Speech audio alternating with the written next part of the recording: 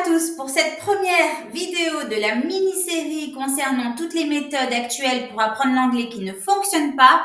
La première que je souhaiterais détailler avec vous, c'est la méthode globale. Vous savez, cette méthode qui promet monts et merveilles, sans grammaire, sans exercice, sans stress, de façon totalement naturelle, comme quand vous étiez enfant. Eh bien, ça ne fonctionnera pas et je vais tout de suite vous dire pourquoi. Bonjour, je m'appelle Florence, je suis coach et formatrice d'anglais depuis plus de 15 ans. J'ai mis au point une méthode extrêmement efficace, mais qui ne promet pas de miracle et qui n'en fait d'ailleurs pas, mais par contre qui va vous permettre d'obtenir un niveau B2 solide grâce à un travail structuré, des efforts constants et une progression sans faille. Les méthodes à la mode, non merci. Je ne veux pas en entendre parler et j'espère que quand j'aurai terminé de vous expliquer cette mini-série de vidéos et chacune des méthodes actuelles, vous aurez également l'impression qu'aucune d'entre elles ne sera réellement faite pour vous si votre ambition c'est d'avoir un véritable niveau B2. Donc ici, pas de faux espoirs, mais je vais vous expliquer pourquoi par contre la méthode globale vous fait plein de fausses promesses. Alors, quand je dis qu'une méthode ne fonctionne pas, ça ne veut pas dire que personne n'a jamais réussi à faire le moindre progrès avec ces méthodes. Et ça ne veut pas dire non plus qu'elles n'ont jamais réussi à aider personne. Mais quand un trop petit nombre de personnes en tire un bénéfice, on peut considérer qu'elles ne fonctionnent pas ou qu'elles sont en grande partie inefficaces. Donc, pourquoi cette méthode globale ne fonctionne pas ? Eh bien, tout d'abord, parce qu'elle vous fait la promesse d'apprendre sans grammaire. Ce n'est pas possible. On ne peut pas construire une phrase correctement si on ne sait pas comment s'y prendre pour la faire. Deuxièmement, elle ne vous enseigne pas directement de vocabulaire. C'est à vous de déduire par rapport à toutes les écoutes que vous allez pouvoir faire ce que veut dire un mot et comment vous allez l'intégrer pour pouvoir vous-même ensuite le réutiliser. Ensuite, très souvent, elle vous enseigne des phrases entières. Donc, pour toutes ces raisons-là, ça n'est pas possible d'avoir un résultat efficace, probant et surtout solide. Je vais vous donner plusieurs exemples qui vont, j'espère, vous convaincre que si vous aviez déjà essayé ces méthodes, vous n'y étiez absolument pour rien dans ce plafond de verre que vous aviez au-dessus de la tête et je vais vous expliquer à quel moment elles vous bloquent systématiquement. Tout d'abord, la plupart du temps, on apprend des phrases entières, comme je viens de vous le dire. Une phrase entière enferme. Le but d'apprendre une langue, c'est d'être libre, de s'ouvrir, de pouvoir dire ce qu'on veut, comme on le veut, à qui on veut. Là, en fait, ce ne sera pas possible. Par exemple, toutes les personnes qui ont déjà été en contact de près ou de loin avec l'anglais savent dire « comment vas-tu ». Tout le monde la connaît, cette phrase, en tant qu'expression complète. « How are you ». Le problème, c'est que vous, dans votre vie de tous les jours, peut-être qu'à un moment donné, vous allez vouloir dire « comment va ta sœur ?» Eh bien là, vous n'y arriverez plus. Pourquoi ? Parce que vous n'avez pas compris comment il fallait la former, la phrase. Vous l'avez apprise comme si c'était un mot de vocabulaire à part entière. Et si vous multipliez cet exemple-là par des centaines de phrases toutes faites, eh bien vous vous enfermez à ne jamais pouvoir dire ce que vous voulez dire, mais à toujours répéter ce qu'on a bien voulu vous enseigner. Autre très gros travers, on vous a convaincu, parce que je l'ai entendu quand même très souvent, qu'il était totalement possible d'apprendre comme si vous étiez enfant, puisque ça a été le cas quand vous avez appris à parler votre langue maternelle. Mais ce n'est pas possible parce que vous n'êtes plus des enfants. Vous n'êtes plus des enfants. Votre cerveau n'est plus fait de la même façon. Un cerveau d'enfant est ultra plastique. Il absorbe sans avoir besoin de logique. Il arrive à répéter. Il est en contact en permanence avec son environnement. Il entend parler français 8 heures par jour avec des personnes différentes, des accents différents, du vocabulaire différent. Certaines personnes, des fois, le reprennent sur sa mauvaise prononciation. Il est constamment, donc, en immersion totale en permanence. Et en plus, quand il rentre à l'école, et souvent, vous l'oubliez, mais vous avez eu des cours de conjugaison, de grammaire, d'orthographe. Avant, il y avait des dictées. Malheureusement, aujourd'hui, il n'y en a plus. On voit le résultat que ça donne. Mais bon, c'est pas le sujet. Je vais me limiter à l'anglais. Et donc, en fait, tout ça a permis votre progression et aujourd'hui à parler de façon extrêmement fluide et naturelle. Sauf qu'un cerveau d'adulte n'est pas du tout fait de la même façon qu'un cerveau d'enfant. Un cerveau adulte a besoin de comprendre, il a besoin de logique, il a besoin d'entraînement. Quand on a passé les premières années de vie, d'ailleurs, il n'est absolument plus possible, c'est ce que je vous expliquais dans la vidéo sur le niveau B2, il n'est plus possible de devenir bilingue. On ne peut plus absorber une langue, une culture, des émotions, des subtilités de la même façon une fois qu'on a passé un certain âge. Et il est même plus possible d'ailleurs de perdre complètement son accent lié à sa langue maternelle. Donc, on voit bien que le cerveau n'est plus du tout formé de la même façon avec l'âge et avec le temps. Donc, pourquoi s'obstiner à essayer de trouver une méthode qu'on a pu appliquer quand on était petit s'il est prouvé que plus tard, le cerveau n'est plus le même et que ça devient impossible. Une fois qu'on a compris ça, la méthode globale, on peut la mettre de côté définitivement. Autre gros problème de cette méthode, on vous demande de déduire par vous-même la signification des mots. Donc ça a un effet vraiment pervers parce que soit vous allez déduire approximativement le mot par rapport au contexte et vous allez vous l'approprier pour comprendre. C'est d'ailleurs pour ça que souvent vous comprenez quand même de mieux en mieux à force d'écouter des audios, des vidéos, des séries, etc. Mais que vous-même, vous n'arrivez pas à parler. Pourquoi? Parce qu'en fait, comme vous avez déduit le mot par rapport au contexte où vous l'avez entendu, vous n'êtes quand même pas complètement sûr de ce qu'il veut réellement dire. Et de ce fait-là, vous n'avez pas pleinement confiance dans ce que vous allez vraiment dire. Donc, ça va créer chez vous une incertitude qui va vous mettre en difficulté parce que vous n'oserez jamais vous lancer.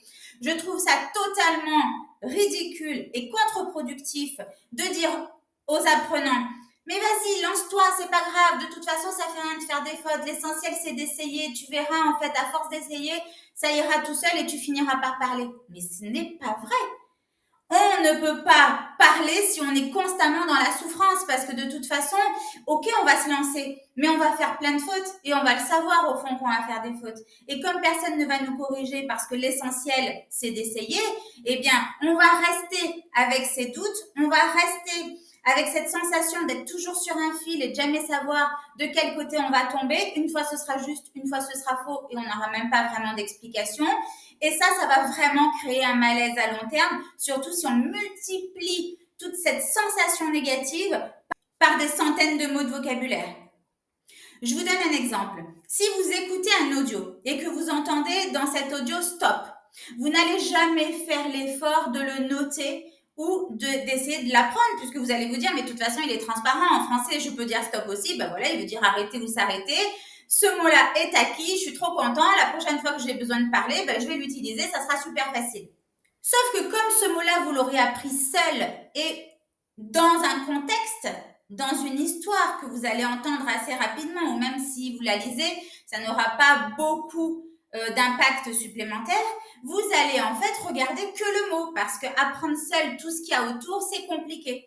Donc, vous allez en fait vous dire, ben voilà, j'ai un nouveau mot à mon actif. Maintenant, je sais que stop, je peux l'utiliser en anglais aussi. Sauf que là, vous l'avez appris comme un mot de vocabulaire simple. Si vous ne voulez pas faire de grammaire, vous allez rester avec ce mot extrêmement basique. Vous allez peut-être même avoir du mal à l'utiliser sans savoir exactement quoi mettre devant, quoi mettre derrière. Si par contre, vous transformez cet acquis de vocabulaire en règle de grammaire, tout change pour vous. Et quand je dis que tout change pour vous, je pèse mes mots, c'est-à-dire la qualité de votre anglais va devenir incomparable. Pourquoi? Eh bien, je vais vous donner la règle et vous allez voir que ça ne va pas nous prendre beaucoup de temps, mais par contre, ça va tout changer pour la qualité de votre anglais. Si vous voulez dire s'arrêter pour faire quelque chose et s'arrêter de faire quelque chose, vous vous rendez compte en français que vous dites l'inverse. Si je dis arrête-toi pour fumer, c'est pas du tout la même chose que arrête de fumer.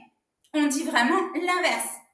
Donc, imaginez les quiproquos que ça peut amener si vous connaissez ce mot simplement en termes de vocabulaire plutôt que si vous l'apprenez en termes grammaticaux.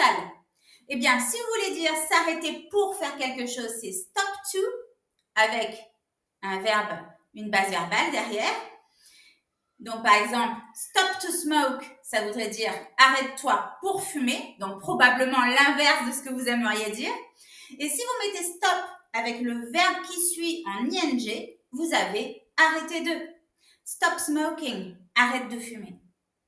Donc là, vous passez d'un terme basique à une structure élaborée, solide et concrète, et votre anglais n'a plus rien à voir. Vous gagnez en confiance parce que vous savez que vous avez la possibilité maintenant d'éliminer tout quiproquo, toute incompréhension, et que vous pouvez paisiblement, sans avoir souffert, utiliser un anglais de qualité. Des constructions de ce type, il en existe énormément en anglais, donc imaginez tout ce qui peut changer si vous apprenez différemment. Ça, c'est la partie grammaire, mais on a aussi la partie vocabulaire. La méthode globale, normalement, ne donne pas la possibilité à l'enseignant de traduire le vocabulaire parce que, comme c'est une méthode dite naturelle, il est de bon ton d'apprendre sans passer par sa langue maternelle, naturellement, encore une fois, comme quand on était petit. Quand on était petit, on n'a pas eu besoin d'une autre langue, donc aujourd'hui, il n'y aurait pas de raison qu'on ait besoin de notre langue maternelle comme intermédiaire.